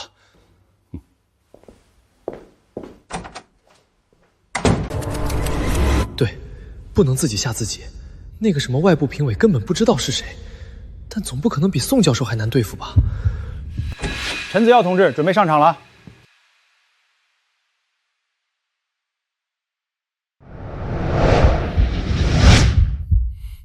各位同志，现在向大家介绍本次答辩的评审团成员。第一位评审，兴州市农林研究院作物改良学科带刀人宋教授。第二位评审，兴州市农林研究院科研成果转化处张主任。第三位评审，兴州市农林研究院赵副社长。有赵副社长在，这次评审肯定很轻松就能混过去了。接下来，第四位评审，也是本年度特邀的外部合作评审专家陈玲女士。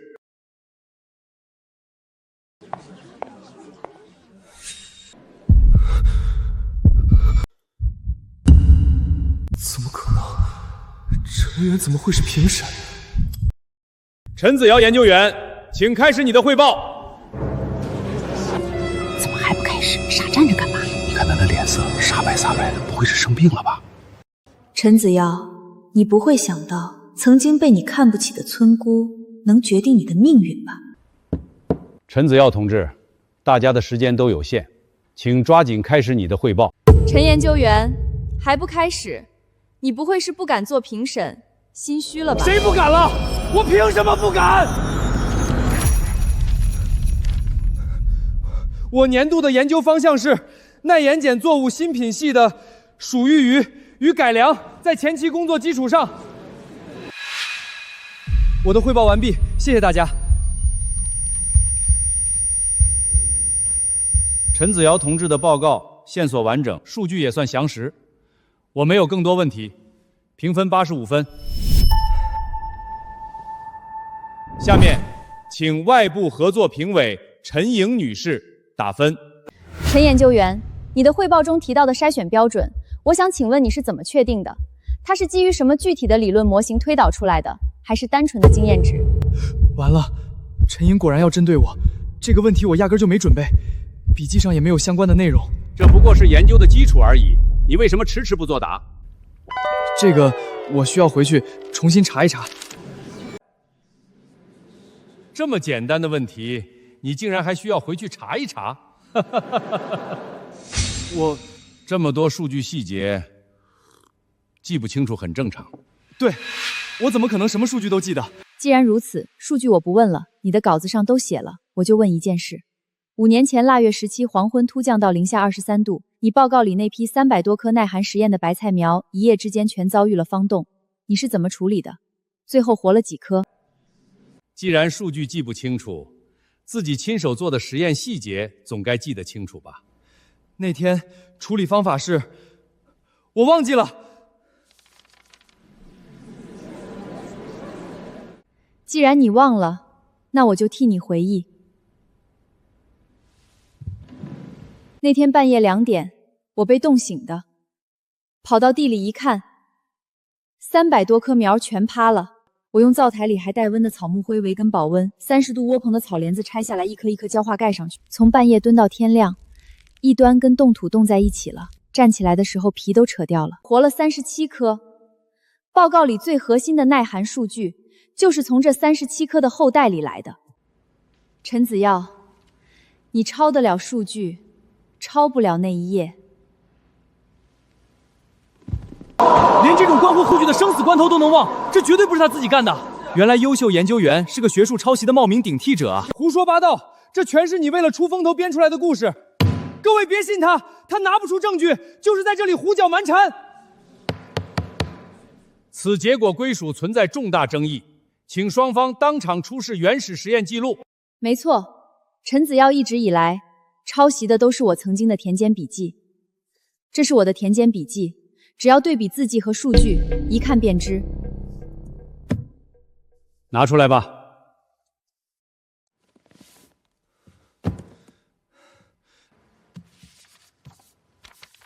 两页纸上的字迹、字形、笔舵习惯、涂改方式一模一样，这什么也证明不了，是你抄袭了我的字迹。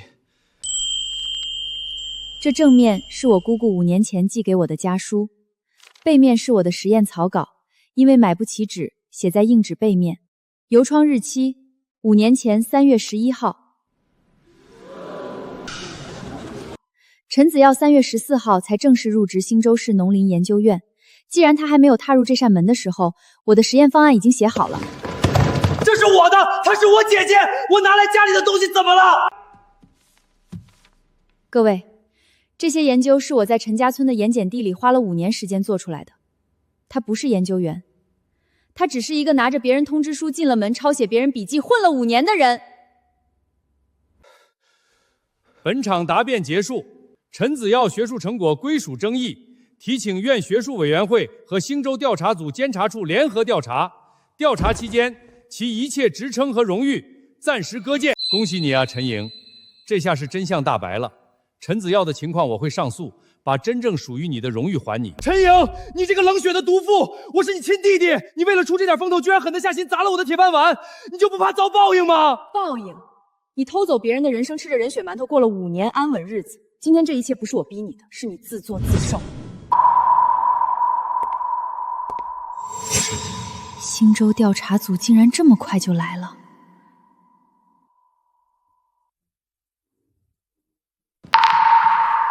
陈子耀，我们是院兴州调查组监察处的，现接到陈家村数百名村民实名举报，并掌握确凿证据，你涉嫌严重学术造假，骗取国家科研经费，同时你涉嫌勾结院领导滥用职权，违规查封合法商户。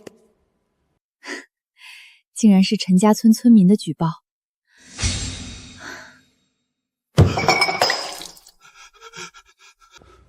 你的性质极其恶劣，现对你正式立案调查，请立刻跟我们走一趟。不关我的事儿，不是我干的，不是我干的，是爸妈，是爸妈，是爸妈非要把那张录取通知书塞给我的，我根本不想来。有什么冤屈，有什么同谋，到了审讯以上，你有1整天的时间，一条一条给我们交代清楚。带走，陈莹。亲手把自己的血亲弟弟送进牢里，你现在满意了吗？你晚上睡觉就不会做噩梦吗？我从来没有想过要把你送进去。陈子耀，5年前，当你心安理得地从爸妈手里接过那张写着我名字的录取书时，你今天的结局就已经注定了。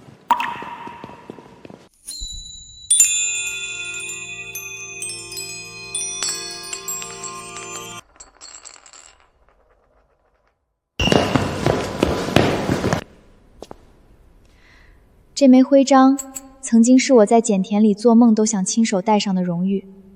终于，我用血汗浇灌出来的成果，堂堂正正地冠上它本该有的名字。经过兴州市农林研究院学术委员会历时1个月的严格复核，现正式宣布陈岩1号耐盐碱白菜品系的全部核心科研成果确认属于陈莹女士本人。同时，该项目已正式列入本年度重点推广农业项目。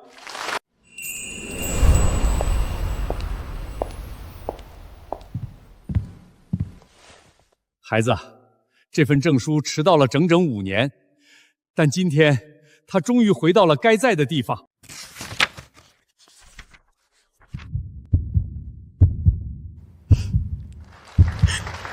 莹姐，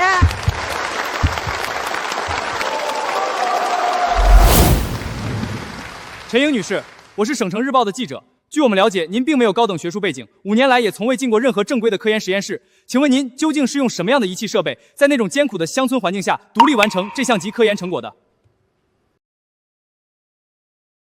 我的实验室是陈家村东头那片荒了半个世纪、寸草不生的重度盐碱地。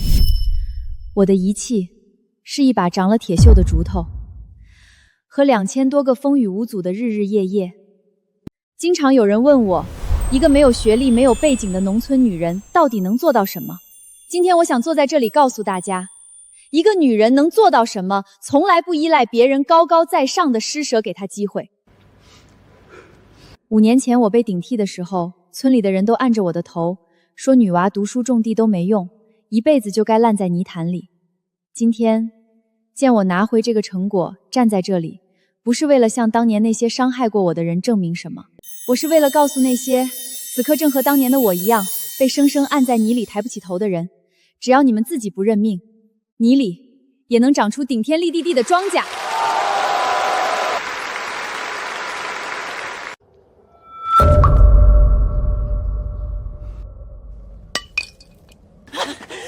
不可能！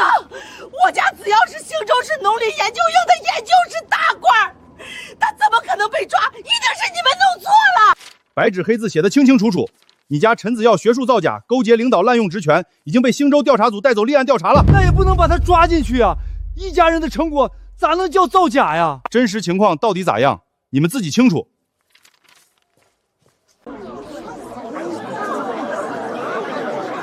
可不是嘛！前阵子还在村里摆什么生日宴，请咱们喝喜酒，吹得天花乱坠的，呸！丢人现眼。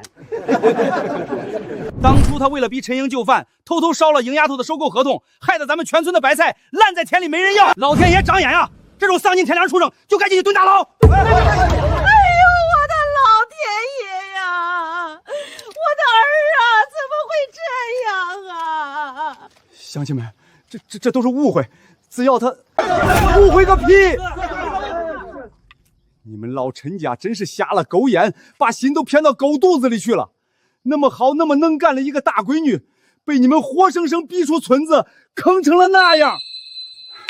现在好了，你们当宝贝一样供着的儿子进去了。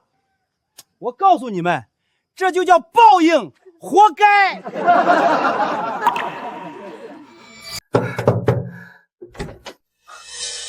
爸妈，你们怎么突然从乡下过来了？快进屋。小曼，你可得救救子瑶啊！村里人都说他被信阳调查组处抓走了，要坐大牢啊！妈，求求你了，你可不能不管他呀！妈，子瑶出了这么大的事儿，我心里比谁都急。可我肚子里现在还揣着你们老陈家的种呢，我总不能挺着大肚子去节育吧？小曼，你怀上了！哎呦，老天爷保佑啊！咱们老陈家有后了。有后有啥用？子耀要是真判了刑，这孩子生下来连个爹都没有。爸，其实要救子耀也不是完全没有办法。解铃还须系铃人。啥意思？小曼，你快说。你们想啊，能把子耀送进去的是陈莹，现在能把他捞出来的也只有陈莹。可是他现在可是兴州市农林研究院跟前的大红人，说话分量重着呢。只要他肯出面去兴州调查组处销案，说这一切都是家庭内部的学术误会，表示不予追究，子耀不仅能轻判，说不定连工作都能保住。小曼啊，你不知道那死丫头的脾气，她现在恨咱们入骨，连家都不回了，她能听咱们的？妈，你们可是他的亲爹亲妈，他要是见死不救，就是不孝。你们就去兴州市农林研究院门口闹，去他单位找领导要说法。他现在是个公众人物，最怕什么？最怕名声臭了。这顶不孝的大帽子扣下来，你们看他敢不敢不担着？对，小曼说的对，没有老娘10月怀胎，哪有他今天的人模狗样？子耀可是他亲弟弟，他要是敢不管，我非去省城当着领导的面撕了他那层皮不可。去闹吧，闹得越大越好。陈莹要是怕了服软了，子耀就有救，我的饭票就还能保住。他要是不服软，那这盆脏水泼出去也足够让他身败名裂。横竖这把火烧不到我身上，我稳赚不赔。好啊，宋教授的实验室技术，加上你这陈碱1号的底子，再配上我的资金和渠道，咱们这把可是干了件大事儿。也得多谢你们几方的努力，不然我都组不起这个局啊。周老板、宋教授，除了卖种子，我还想在厂里办个田间培训班，免费把改良盐碱地的土办法手把手教给农户。免费？陈莹，咱们开门做生意，技术可是核心，白交出去不收钱，咱们不亏本吗？种子可以卖钱，但技术不能死死攥在自己手里。5年前，我要是能遇上一个肯教我的人，也不至于一个人在村里瞎摸索那么久。只有把这些技术交出去，让更多人会种地，这片盐碱地才能真正活过来。好，就按你说的办。我周万山这辈子走南闯北，见过的能人多了去了，但像你这样有格局的，独一份。莹姐、周老板，咱们这免费培训班的消息刚放出去，下面几个县的农户都疯了，报名表已经排到3个月后了。不错，只要咱们再继续努力，迟早能普及种植技术，改善农民的耕种质量。你说什么？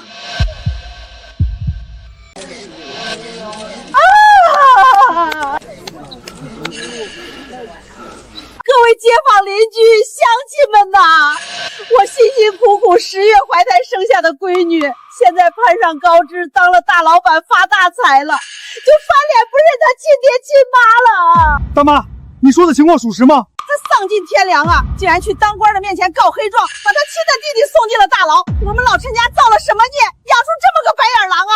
记者同志，这闺女有钱有势了，就往死里整他弟弟。我们老两口跑来求他，连门都不让我们进，他这是要逼死我们一家老小啊！我之前听说是他弟弟冒名顶替啊。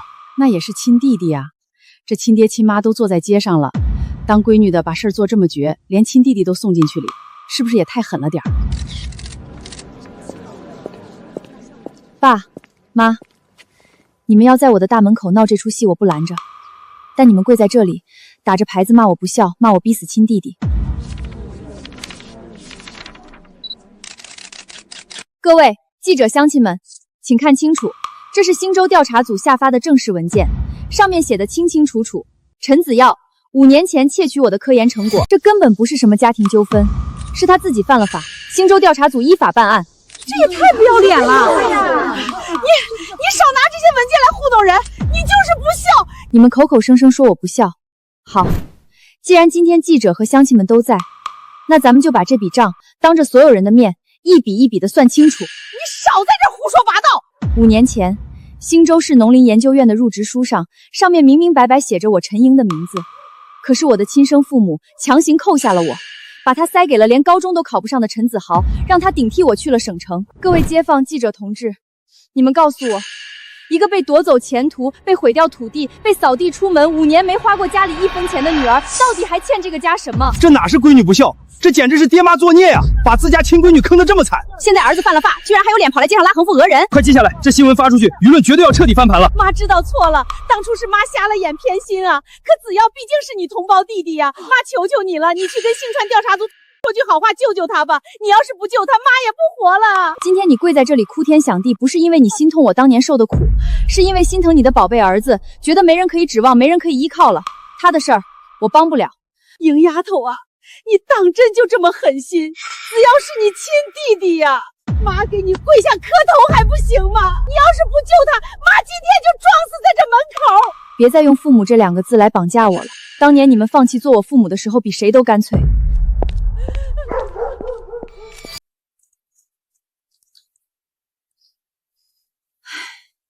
陈莹那条路走不通，我早就料到了。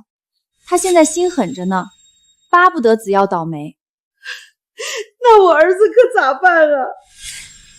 爸妈，子耀的案子也不是全没救，现在最关键的是看谁能替他挡下这致命一击。挡？怎么挡？如果能证明子耀是被家里逼着才用了陈莹的东西，如果有人去自首，把责任全扛下来，一口咬定是自己指使的，跟子耀没关系，那子耀就能从轻发落，甚至无罪释放了。谁去扛？这种事儿当然得是最亲的人去扛，比如亲生父母。去顶罪？那我们老两口也得被关进去吗？妈，您想啊，您和我爸岁数都一大把了，就算进去，人家也是从轻发落，关不了多久的。可子耀还年轻啊，他前途无量。妈，我肚子里现在可还揣着你们陈家的骨肉，等他接班呢。您忍心让这孩子一出生连个亲爹都没有吗？这可是你们老陈家唯一的根儿啊！好，为了陈家的根儿，只要能救子耀，我去扛。陈莹，当初你欺辱我，现在你想干干净净的赢，没那么容易。大家记住，判断地里的盐碱到底有多重，不用非得花钱送到城里去化验。最土但也最管用的办法就是用嘴尝。咸的发苦是重度盐碱，咸里带涩是中度，只有一点点咸味是轻度。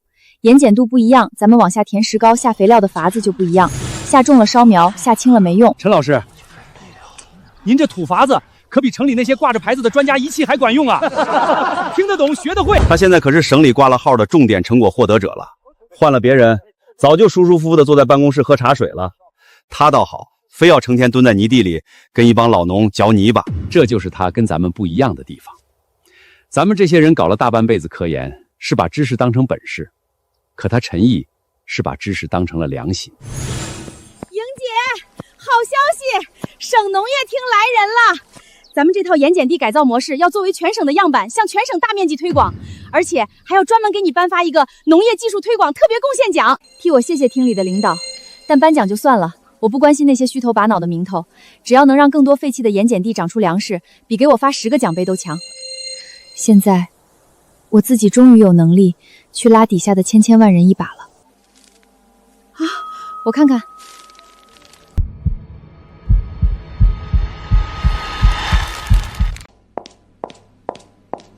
是我指使的，跟我儿子没关系，是我逼着他拿陈游的笔记去省城顶替的。你们要抓就抓我，把我儿子放了。陈女士，你父亲今天一早就主动跑来投案，非要替陈子尧承担全部罪名，但我们初步审下来，发现他对案件涉及的科研和职务细节根本对不上，明显是被人提前交好了词。我没怨言，可我那个有出息的闺女心狠呐，她现在当了大老板，见死不救啊！她明明一句话就能救她亲弟弟，可她偏偏不肯啊！这套以退为进、两头围堵的说辞，背后的军师只能是钱小曼。他自己躲在安全的地方，把年过7旬、大字不识的老头推到台前顶罪，既能把陈子尧的案子搅浑，又能再泼我一身逼死老夫的脏水，一石二鸟，算盘打得真响。爸，这一套连哭带闹的词儿是钱小曼教你演的吧？不是，谁教我了？是我自己要来救我儿子的。那你知不知道，你今天坐在这儿顶罪是什么后果？我顶罪，子耀就能放出来。你口口声声说是指使的，那我问你，陈子耀在新州市农林研究院的研究课题是什么方向？他偷我的那个品种叫什么名字？你连这些最基本的细节都说不明白。新州调查组不是傻子，你根本顶不了他的罪，只会白白把自己也搭进来。不可能，小曼明明说……小曼说什么你就信什么。爸，你活了大半辈子，怎么就不动脑筋想想，这法子要是真能救人，他钱小曼为什么不自己来顶罪，偏偏让你来？老爷子，你这种行为在法律上叫包庇，处理不好，你自己也要担负刑事责任。你最好老老实实把事情说清楚，到底是谁让你来顶罪的？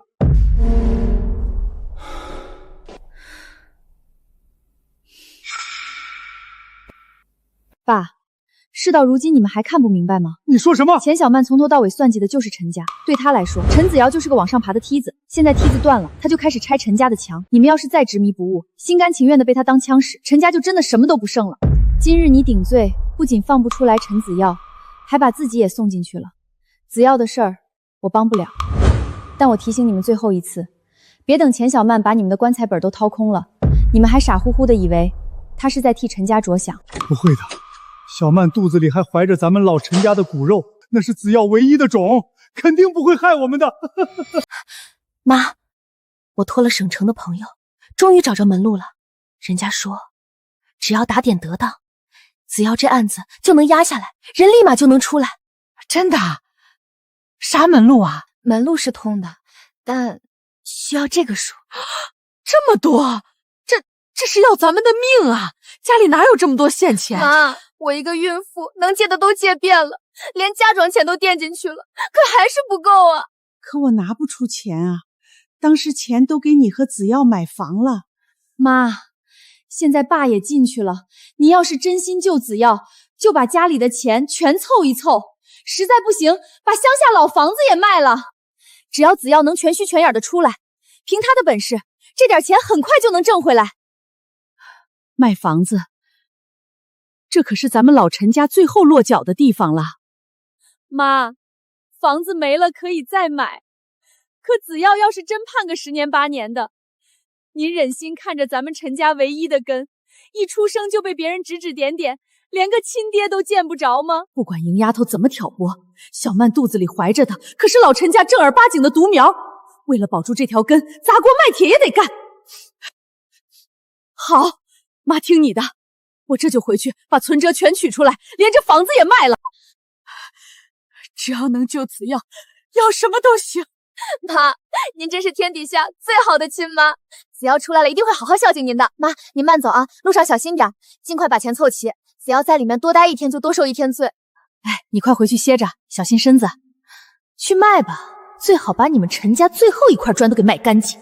等这笔钱一到手，我立马就从这个县城消失。陈子耀那个没用的废物，这辈子就老老实实在牢里烂透吧。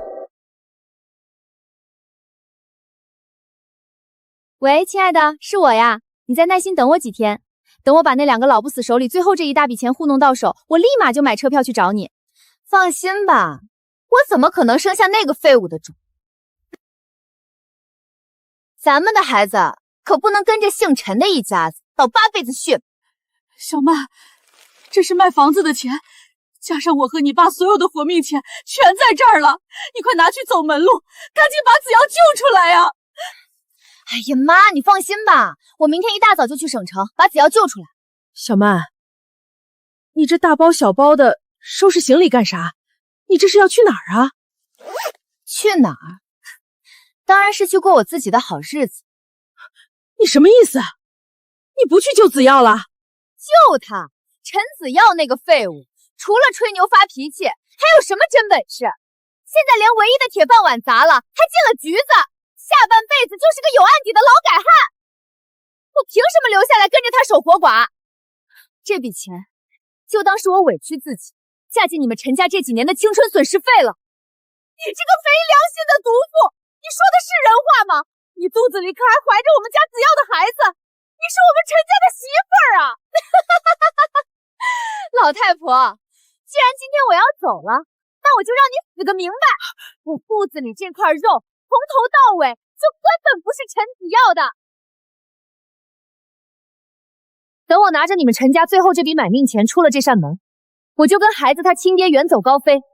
从今往后，我跟你们陈家没有半毛钱关系。我为了保住陈家独苗，跑去大马路上骂自己的亲生女儿，把祖宗留下来的老房子卖了，把最后的活命钱掏空了，到头来换来的竟然是个野种，竟然是一场彻头彻尾的骗局。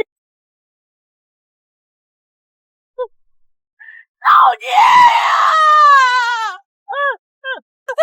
把钱还给我，那是我们陈家卖房子的钱，是救子瑶的命钱，你这个骗子！放手！你个老不死的，这钱是你自己双手奉上的，我可没拿刀逼你，给我滚开！给我滚！来，把钱交来，陈子瑶！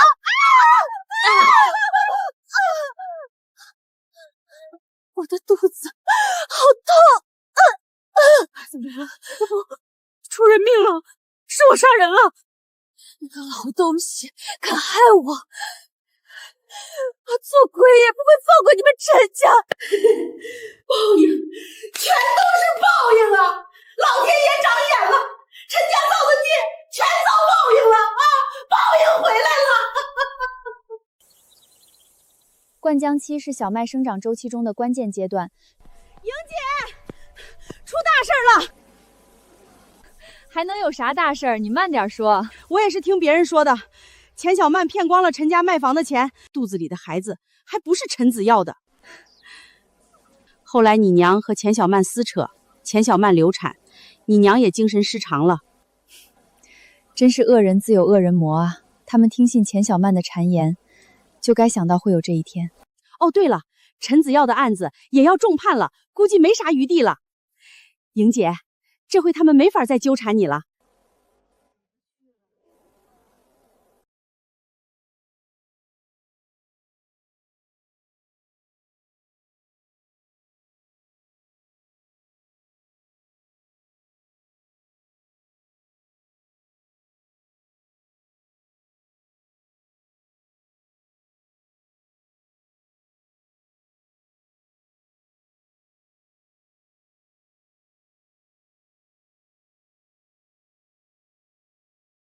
我幻想过他们遭报应的这一天，只是没想到真的经历这些时，我会这么平静。